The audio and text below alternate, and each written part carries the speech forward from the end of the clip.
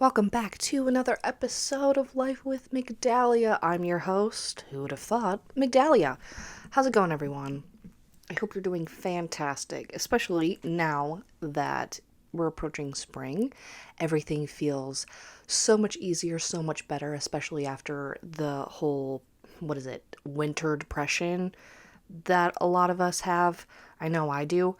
Honestly, given that I've been in a different state because Kansas and Michigan are very, very different when it comes to that.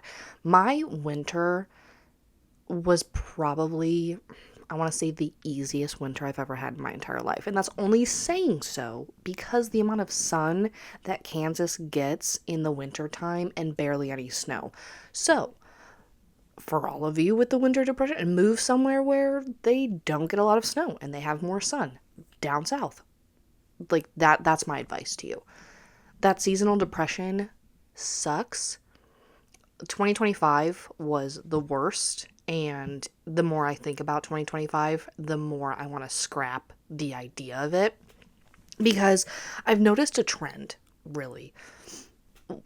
2025 was such a pause year that as soon as 2026 happened, it's like everything that was supposed to be in motion in 2025 like kick-started in 2026. I don't know if that makes any sense. Like I I guess for example like job application after job application, putting in, never hearing back, constant rejections, whatever. And as of 2026, some of those people are getting back to me. Or like I put in an application and they would contact me almost a couple weeks later. Like I've been getting more responses. I know other people are also getting more responses. Like just with life in general, the answers that they were seeking in 2025, it was like talking to a wall and not getting anything in return. And then, whoop, what do you know? As soon as 26 gets here, it's like, hey, about that question or situation or thing that you had, here's the answer of, like, I don't know. I think it's super crazy.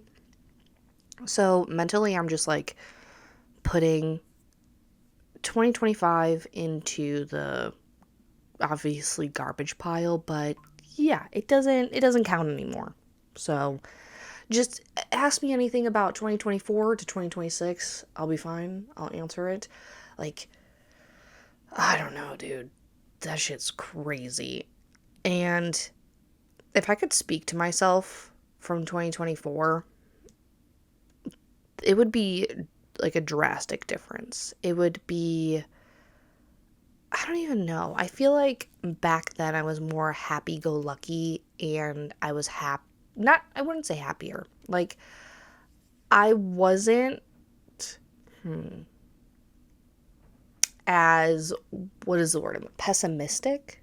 Like, I was more optimistic than anything. And I still am trying to get back to the whole optimistic phrase or, you know, ideology within myself. But I just had that moment or moments where, like, oh my God, it just fucking sucks and this and that and blah, blah, blah. But it was mainly my vocabulary and my phrases. Like, I've been really learning the what you speak out into the universe really has everything to do with it. And I know, like, oh, you're just realizing this now.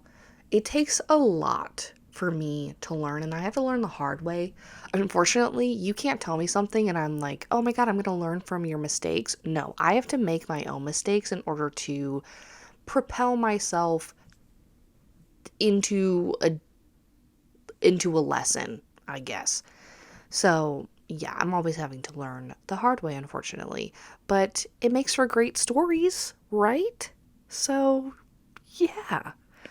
But I feel like I've changed a lot mentally and emotionally, and this whole year I'm hoping is just going to get better. I've really been into more manifesting lately. Speaking things into existence, like for my 2026 bucket list. Like I have it on my iPad, I have it on my laptop as like the background. I've been really getting into more of the TikTok versions of like manifesting things, bucket lists. Like I did a voice memo for all the things that I wanted to happen and I spoke it as if like it had already happened. So we're going to test it out because, why not? I got nothing better else to do. But I'm really hoping that everything happens on my list of things that I really want and need. And, going in with no expectations really has had its impact and made things a lot better. And I've been finding myself more surprised when things do happen. So, yeah. And then my new job, I'm really unsure. I like it. I like the people. I like being in a manager position. It's just the fact that it's more seasonal. And I don't know what I'm going to do after. And that's been the toughest because I don't know the direction that I want to go in because there's so many opportunities. There's so many things for me to do. One being like I could substitute teach. If you're listening, like all you need is an associate degree to substitute teach, and you have to like get certified, do that, send a background check in with like your thumbprints and money in, and then they give you like mail you a certificate or a license or whatever. I haven't actually gone through with the process because I don't know, I'm really 50-50 on it because I want to do it, but at the same time I'm like, okay, what if something else comes up and then I just wasted like $150 getting this license and I'm not even going to use it, you know what I mean? So I really want an office job, which I kind of do have an office job right now, but I want more like a not corporate, but kind of corporate. I mean, small town office job thing.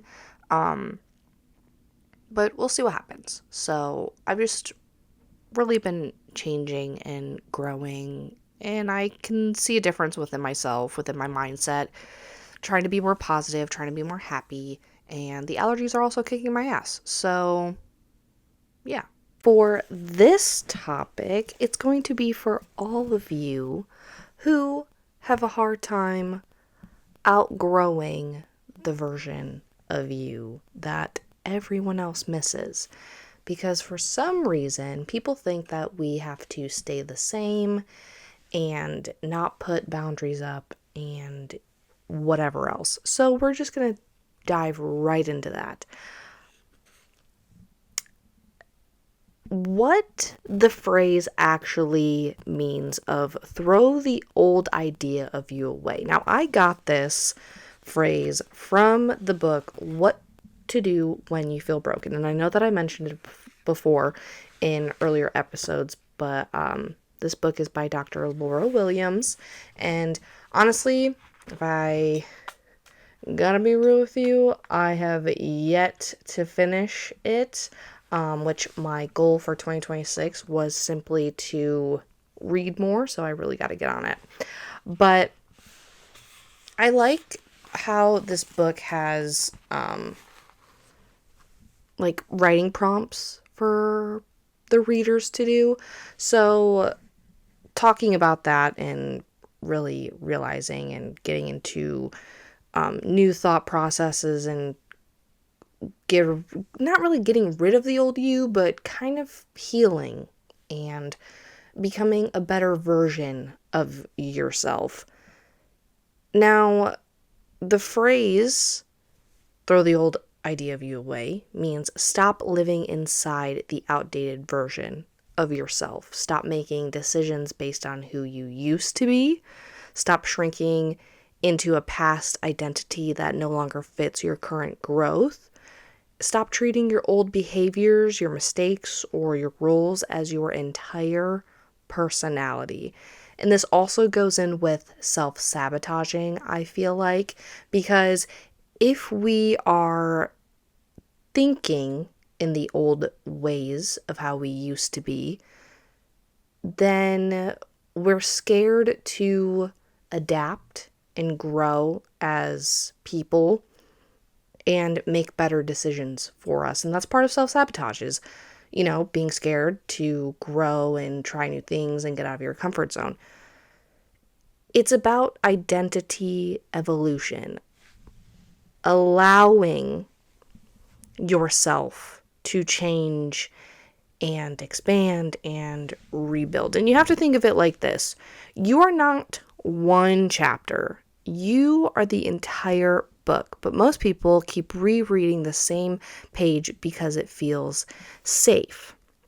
And I also think this comes from toxic relationships and how people go after toxicity because it's what we know, right? We're used to verbal abuse or, physical abuse or toxicity or control. And we are more aligned to pick the hell we know versus the heaven we don't. I think I said that phrase correctly. But it takes us and just keeps sucking us back into the old patterns and repetition and, going through the same thing over and over again, which is the definition of insanity. And we're trying to get out of that. So how do we become confined to one idea of ourselves? Like how did that happen? We don't get trapped by accident, and it happens because society rewards one-dimensional identities, especially for women. Women get labeled fast, just a mom, just a good girl, the responsible one, the strong one, the fixer, the emotional one. And I really hate the whole phrase of, like, you're just a mom. Because when we're younger, when we're little kids, and I'm sure some men get this idea too, like they have to be the providers and they have to do this and they have to do that and they have to be emotionally unavailable, or like they can't talk about their emotions or be emotional. And that's not fair. And the whole like feminine idea is just to be treated equal like men. But I also think like women are better than men. Like the whole phrase, like a decent woman is equivalent to what the world views as a good guy. But the better, like on the scale of women, we outrank good men completely. That's why there's male loneliness epidemic going on right now. But as for the phrase of being just a mom or just one thing or just this, it's not fair because people are more than just a mom, and mothers get tossed to the side or not thought of enough because they are just a mom and they have to have one focus, and that's children, and they can't follow their dreams, or they get treated like second-class citizens because of their one responsibility, thinking that it's just their children. I don't think that way. And the reason I think this whole thing is kind of crazy to me is my aunt, okay? My aunt has 3 children, and she loves her children so much, okay? Very much so. To the point where I was at my cousin's baby shower, and with one of those baby shower games, it was like, write advice. And I looked at my mom and I was like, I don't have any advice that I could possibly give her. And she was like, well, give her advice based on being a single woman who doesn't have a child. And I was like, oh, okay. So I wrote down, do not forget that you are a full person and not only a mother. And I don't know why, but my aunt heard that and she like had this look on her face of just like shaking her head like, yeah, that's not a thing. And I feel bad for women like this. I do. Because they're so just unhappy within their own lives, I think, that their children are the only thing that they hold on to. Now, my mom, she can easily do things for herself. She raised independent children. My siblings aren't raised, 100% because they're still young. But I know the parenting techniques that my parents have. And my God, my siblings and I are the most independent, or will be, because my little brother is about to be 8 years old this year. Will be, or we are the most independent of the grandchildren, I think. Like, yeah, I'm gonna stick with that. I'm not gonna change that word at all. Super independent. And I just feel bad for, women who are labeled as just one thing and they can't do much of anything else with their lives. Live for yourself, okay? Your life doesn't end when you have children. My dad would tell me that all the time. He was like, my life didn't end when I had children. Mind you, he had me at 15 years old, okay? He had my sister at 28, and he had my little brother at... Oh my God, when did he have my little brother? Nope, that wouldn't make... 35? Yes, he had my little brother at 35. I was about to say 45, but I'm like, he's 45 right now. That wouldn't make any sense. The math probably isn't mathing.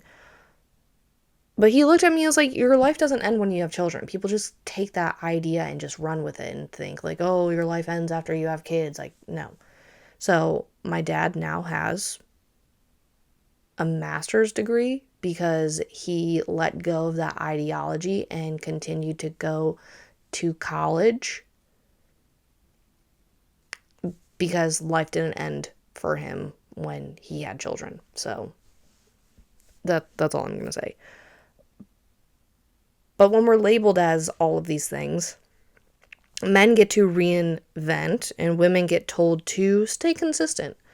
Stay the way you are. Don't change. Don't change your way of thinking, Be a stay-at-home mom or do this, which the world as of today is a little more, like, it is changing. There aren't that many stay-at-home parents as much anymore because how can we live in this society off of one income? So many people I know have 2 jobs and are struggling that way too. Like, it's impossible as right now in this society. But our brains cling to familiarity. We love patterns because they feel safe. So a predictable identity equals low risk, and transformation is uncertainty. So people around you expect consistency. So when you grow, or people who benefit from your old identity get uncomfortable. Oh, you've changed, or you're acting different, or that's not like you. Most pushback is not about you changing. It's about them losing who you were for them. Right? So if, you're more of a pushover and let people walk all over you and do whatever they want, and then you start getting sick of it and putting up boundaries, they're going to be like, well, what the fuck? What's wrong with you? Why are you being so awful and, a terrible friend? Or they try to manipulate, what the fuck? Manipulate you. Jesus. Couldn't even say that word. I don't even know what happened. Or if you have like family members and you go no contact with them, it's always going to be like, oh, it's your fault you don't talk to me anymore, or it's your fault you did this, or it's your fault for that, and you don't come around anymore, and that's not my problem, or whatever. And they give you a good reason as to why you don't come around anymore. Right? So having the no contact with family and putting up boundaries, and they want to walk all over you and do whatever. Like, I was reading this story on one of those TikTok Reddit things, and it was about a girl who, got a great job. She supported her family. She paid her mom's bills. She paid her little brother's bills. Mind you, she was living on her own. She was paying her sister's bills. She took care of like the money aspect of everything. And then I think she had a baby shower and or birthday party, and nobody from her family, her sister didn't care, her younger brother didn't care, her mother didn't care, only her friends were there. So then all of this stuff piled on without them being appreciative of her paying the bills. She finally got sick of it and just canceled all of the subscriptions and the bills she was paying and whatever else. And they texted her to be like, hey, internet's due, or hey, my subscription is saying that there needs to be a payment, or hey, this bill is due for the doctors. Like, oh, I need money for your niece's field trip or something along those lines. So then when she stopped, they all were like, well, what the fuck is going on? What are you doing? And then to the point where they all ended up showing up at her house and kind of like an intervention. And she was like, no, enough is enough. Like, you guys don't even care to support me, but here I am paying all of your bills. Like, that's not fair. You guys don't care about me. You just care about me being an ATM. That's completely valid to cut someone, especially family, off. Because I don't think like, oh, you can't do that, they're your family. I don't believe in that shit. Like, family or not, you're not going to disrespect me or walk all over me or cross those boundaries. Past mistakes can become prison. So when you've done something you're not proud of, your brain loops like, I'm not the type of person who can, or that's just who I am, or I always mess things up, and this creates a self-limiting identity stories. So like the story that I just told of this woman, she just had like, that's just who I am. I'm just the daughter that pays all the bills. Or I'm not the type of person who can just like tell them no, or I always mess things up. Like, that's not fair. That creates a limit in your mind of who you are and who you can be. Like, if you want to be something else, try it. See what happens. Like, I brought up the example of being just a mom. Women who become mothers often stop seeing themselves outside the role, feel guilt for having personal dreams, believe their worth is tied to caregiving, silence creative, sexual, or career parts of themselves. Like, and they forget who they are before they were needed. Like, it drives me crazy. But being a mother is a role, not a full identity. You are still a whole human with passions, needs, desires, and a future. Because one day your kid is going to grow up and they're not going to necessarily need you per se. They're going to be independent. They're going to be living your own lives. And here you are, sitting at home with an empty nest, nothing to do. Because you decided, or the world pressured you into thinking that you can't have dreams or hobbies or passions. And you slipped away into the identity that they forced upon you. Don't listen to them. Another example is the strong one.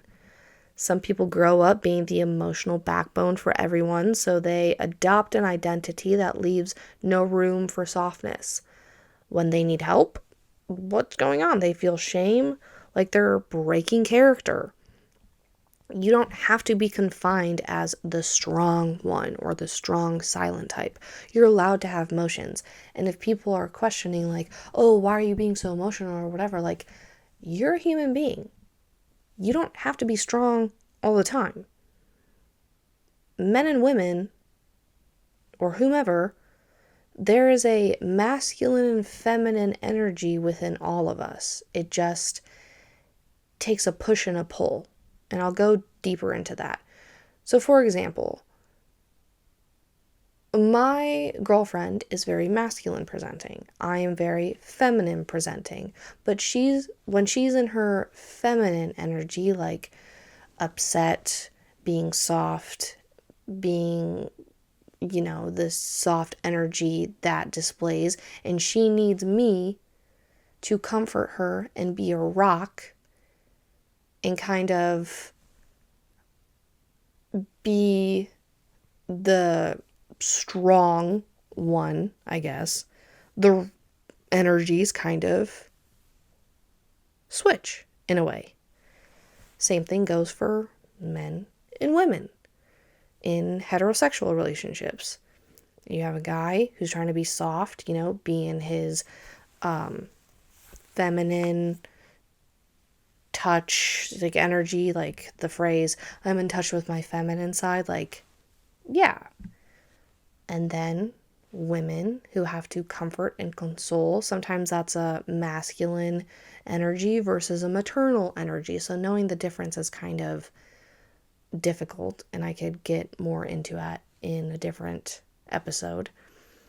But there's a give and a take within the energies, and a lot of people forget that.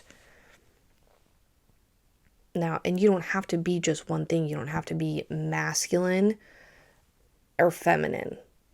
And not to forget, there's also wounded masculinity, wounded femininity, healed femininity, healed masculinity, toxic. I think toxic and wounded go hand in hand with each other. But that's a different topic for a different day.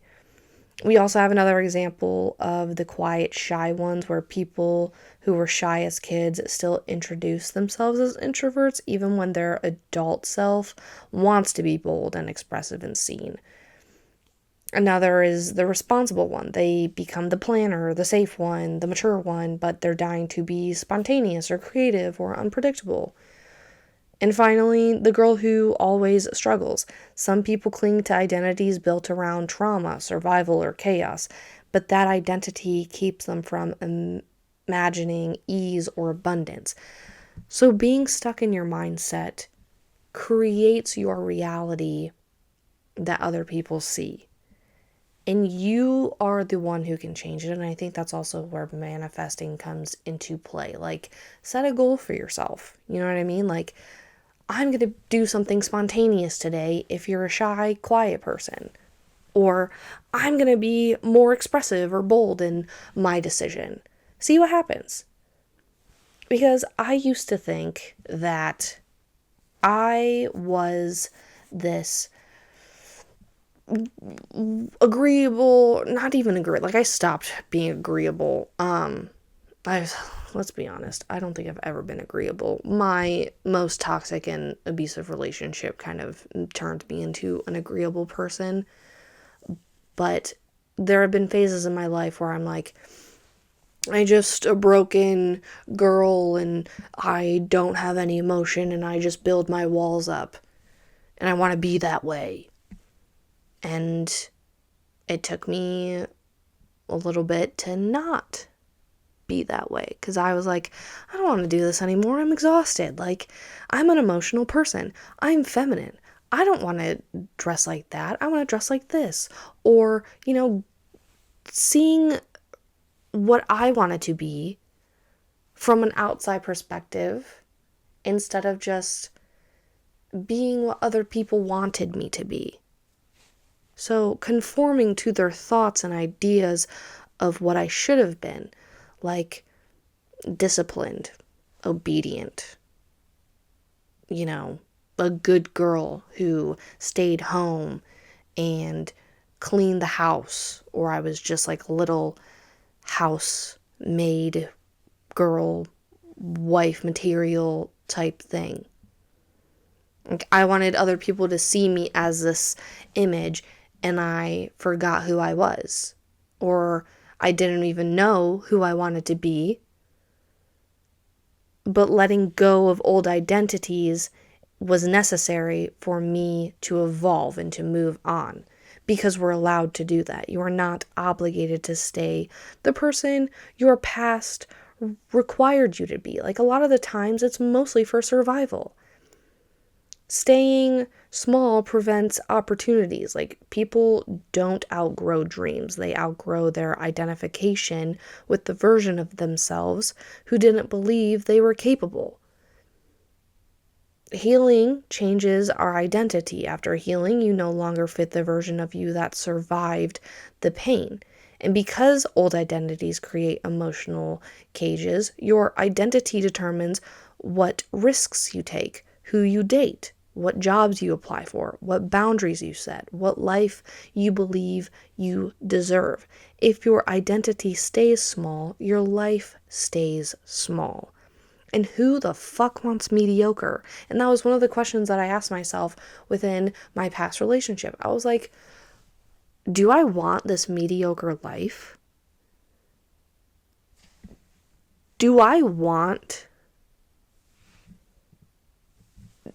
like, I'm just trying to get my thought process. Like, do I want to sit here in this apartment or in this environment for the rest of my life? Can I do this for the rest of my life? Do I want to mother someone in a relationship? Do I want to pick up after somebody, do their laundry, do their dishes, and not get any effort in return of, oh, I cooked it, or not even cooked, I cleaned, I vacuumed, I did the laundry, but then if they wanted to cook, like, they would then bitch because I don't ever cook. Like, that's not fair. I want equal effort. And in that previous relationship, or the few others, I couldn't help but think, if I had a child, I would feel like a single mother who is married to somebody who doesn't chip in, who has nothing to do with anything.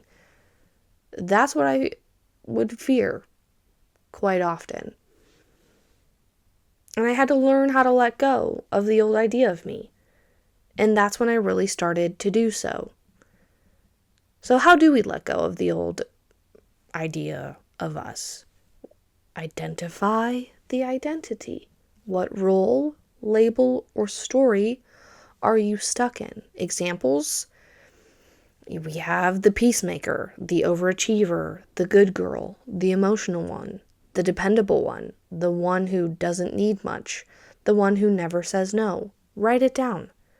I always labeled myself as the good girl, the dependable one, the one who doesn't need much, and the one who never says no.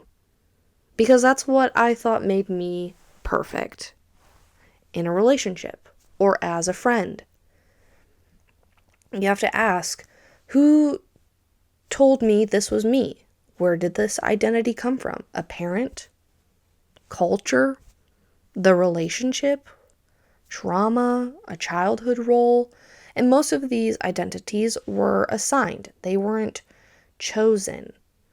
You have to separate identity from pattern. You are not your coping mechanisms, your past mistakes, your family role, your trauma response. You are who you choose to be right now. You have to decide what identity you're expanding into. Ask, who am I becoming? What version of me am I stepping into? what does the next chapter version of me do, say, wear, allow, or expect?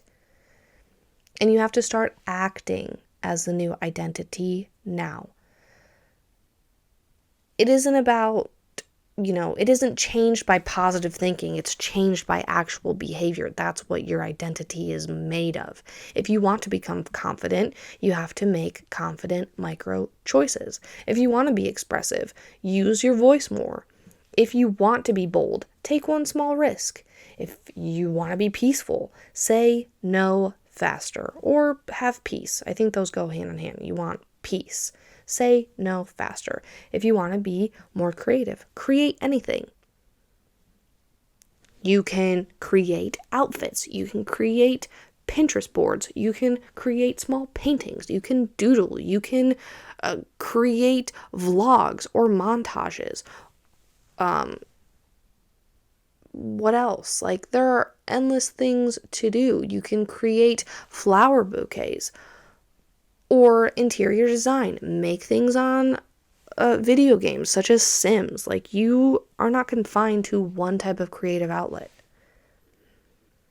Let yourself be a beginner. You're not supposed to be perfect at your new identity right away. Allow awkwardness, allow learning, allow experimentation. If you're one of those people that be like, you know what, I want to, make a move more, or I want to get out there and put myself out there and get into the dating scene.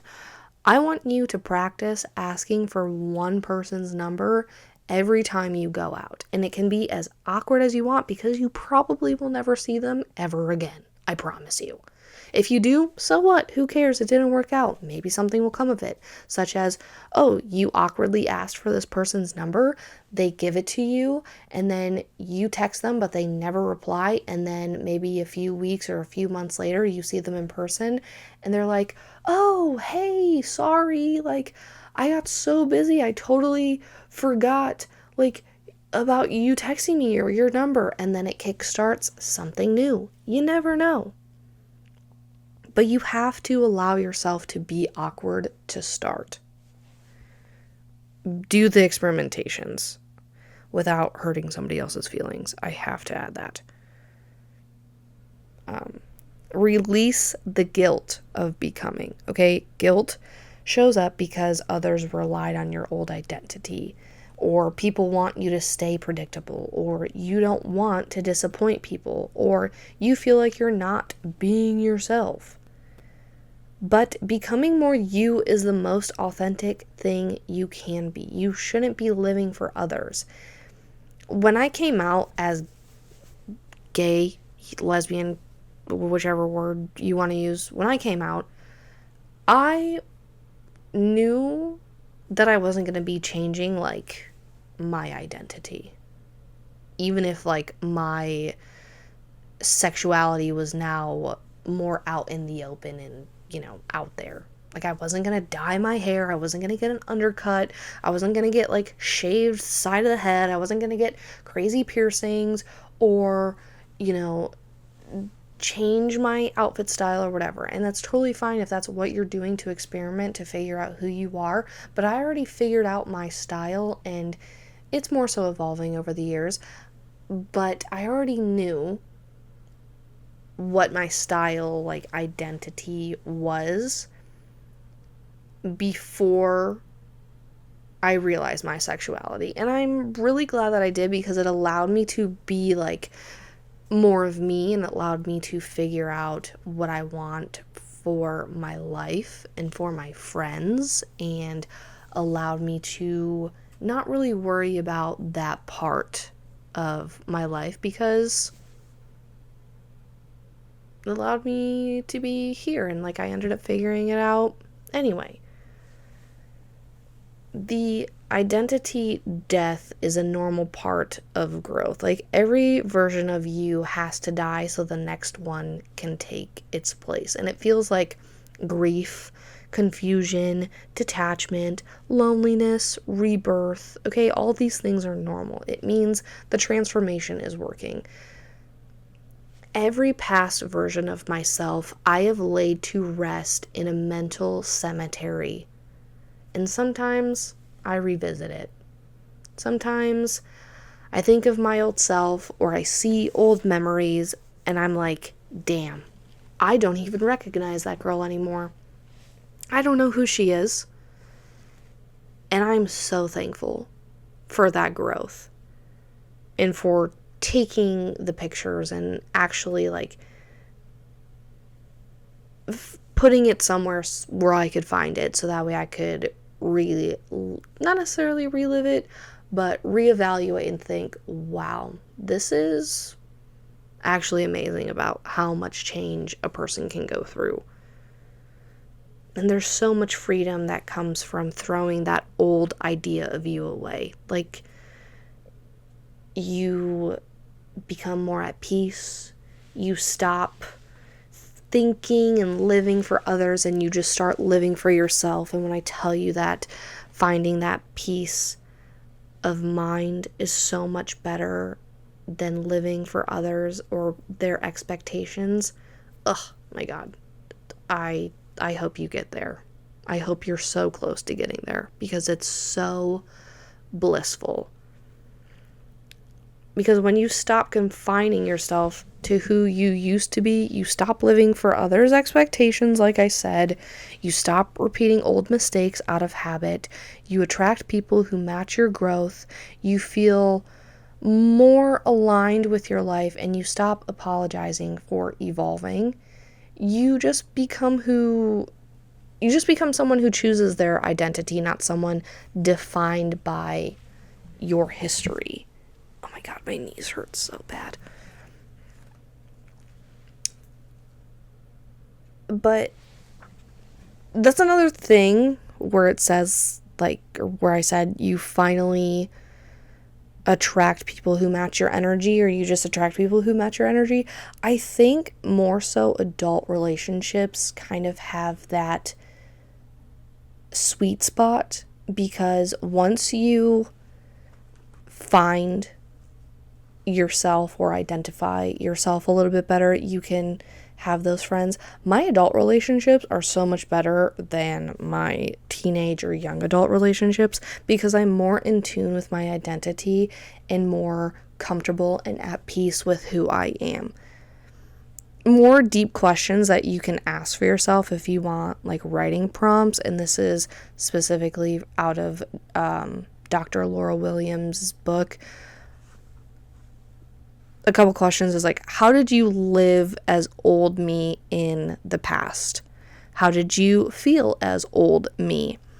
Who were you spending your time with and what impact was that having? How was your mental health? How is your physical health? What maladaptive or unhelpful coping strategies were you utilizing then? This could include avoidance, use of substances to numb out, or throwing yourself into a relationship in the belief that this would fix the problem. And this could be individual. And lastly, how have your past experiences impacted who you are today? Now, my answers, I guess, how did you live as old me in the past? I lived in a shell of myself, and it was uncomfortable, and it led me to toxic experiences and toxic relationships, and I was spending it with people who were so uncomfortable and self-loathing within themselves, so I started self-loathing. Barely hung out with my friends. My mental health was in the garbage. I hated it. My physical health was poor until I started going to the gym, and then I've gone back and forth with that. I was very avoidant, and I numbed things out myself or threw myself into relationships because I believed that I deserved shitty relationships, and I was just accustomed to being yelled at and screamed at all the time. And my past experiences have helped me grow and not tolerate the shit that I've tolerated in the past. Now, as for new me writing prompts, how would you like to be living? How would you like to feel? Who will this new version of yourself spend time with, and what impact will that have? How will your mental health be positively impacted as you embrace new me? How will your physical health be positively impacted as you become new me? What alternative coping strategies will you use as new me? How have your past experiences promoted your post-traumatic growth? Now, I need to work on those ones myself, but I definitely think the old me questions were pretty good. And then you can ask yourselves those questions too if, you need more help figuring out how to become new me. But it takes time, okay? If you're really listening to this podcast and you're really getting into it and want to learn, like, these are very important practices, and I want people to not confine themselves to one thing. You can be as many fucking things as you want in this world. Okay? You get one life. One. Don't allow yourself to be imprisoned in your own mind. Nobody wants that. It's not a good time. That's all I gotta say. So that is the end of this episode. If you guys really liked it, enjoyed it, you know what to do, share it, send it to somebody, don't forget to subscribe to the YouTube channel and follow the Spotify account. If you guys are interested in purchasing products such as jewelry, or anything else that I have on my Etsy page, there's a link in my Instagram bio and TikTok. So my Instagram is Migdalia Bonilla, Migdalia, B as in boy, Onillaa, or Life with Migdalia, Lifewithmigdalia. God, it's so exhausting having a long fucking name, but whatever. So yeah, I think that's pretty much it. And like my TikTok and whatever else is pretty much the same. So if you want to give a follow or whatever, do what you gotta do. I appreciate your guys' support, always. If you're interested in listening to, a different topic or have any questions or whatever, don't be scared to comment something or, DM me. More so comment, okay? I look at my comments more than anything. But yeah, so I hope you guys have a great week, and I will see you next time. Love you, bye.